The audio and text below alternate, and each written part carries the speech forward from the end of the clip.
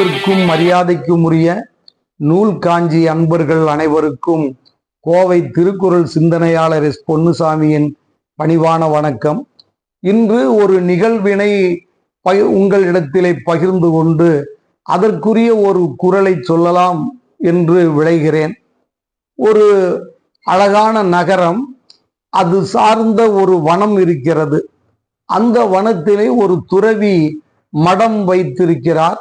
அதிலே வருகின்றவர்களுக்கு தியானம் அது போன்ற பயிற்சிகளை அவர் கொடுத்து வந்து கொண்டிருக்கிறார். அந்த நகரத்திலே இருக்கின்ற ஒரு வசதி படைத்த குடும்பத்தைச் சேர்ந்த ஒருவர், அந்த குடும்பத்திலே ஒரு மகன்தான் இருக்கிறான், ஆடவன். இருந்தாலும் அவன் இதை கேள்விப்பட்டு தான் துறவியாக போக வேண்டும் என்று குடும்பத்திலே கேட்கிறான். எல்லாரும் சொல்கிறார்கள், அப்பா இருக்கின்றதை ஊர்பட்ட சொத்து இருக்கிறதே, எல்லாத்தையும் விட்டு விட்டு நீ ஏன் செல்கிறாய் என்று எவ்வளவோ கட்டாயப்படுத்துகிறார்கள்.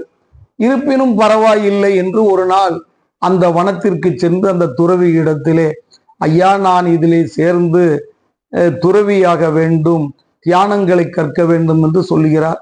அவரும் சரி என்று கற்றுக் கொடுத்து வந்து கொண்டிருக்கிறார்.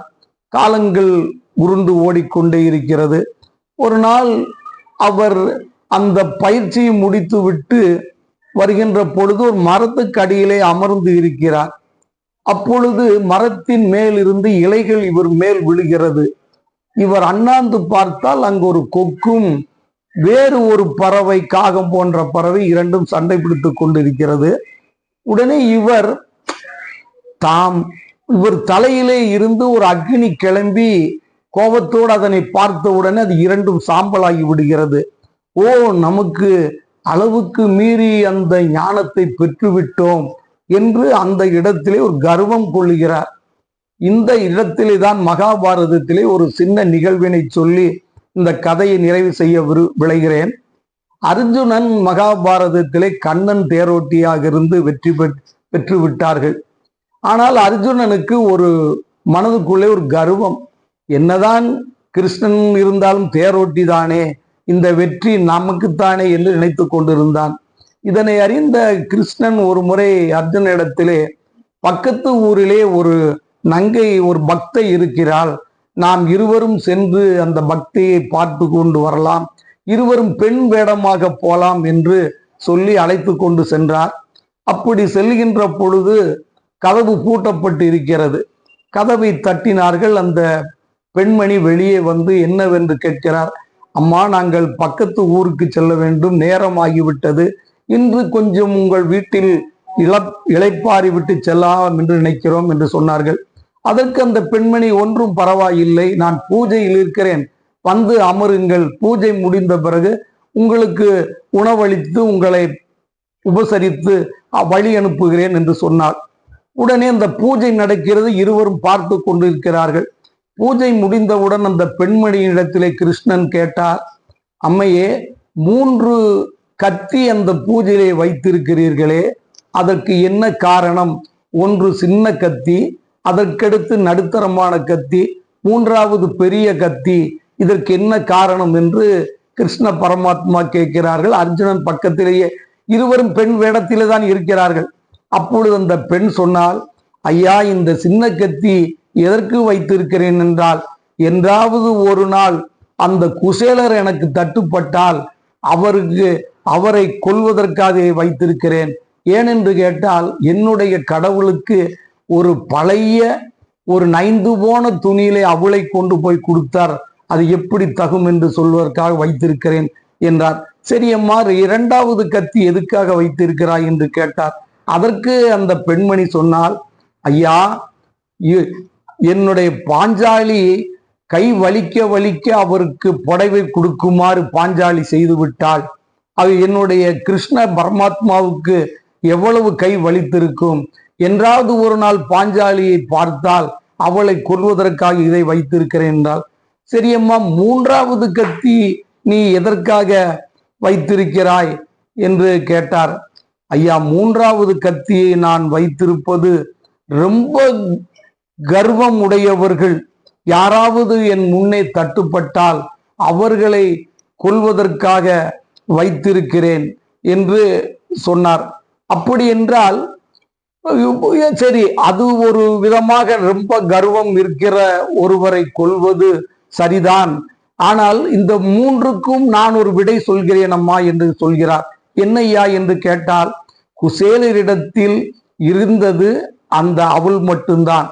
ஆனால் அதை அவர் எதையும் எதிர்பார்க்காமல் வந்து கண்ணனுக்கு படைத்தார் அல்லவா, அது மிகப்பெரிய ஒரு நட்புக்கு உரிய இடம் அல்லவா என்று சொன்ன உடனே, அப்படி என்றால் நான் அந்த சிறு கத்தியை எடுத்து தள்ளி வைத்து விடுகிறேன் என்று சொன்னாள்.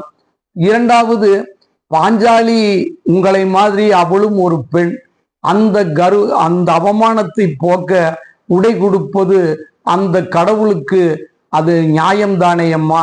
எனவே அதுவும் ஒரு பெண், நீங்களும் ஒரு பெண், அந்த கத்தியை எடுத்து விடுங்கள் என்று சொன்ன உடனே அதையும் எடுத்து விட்டாள்.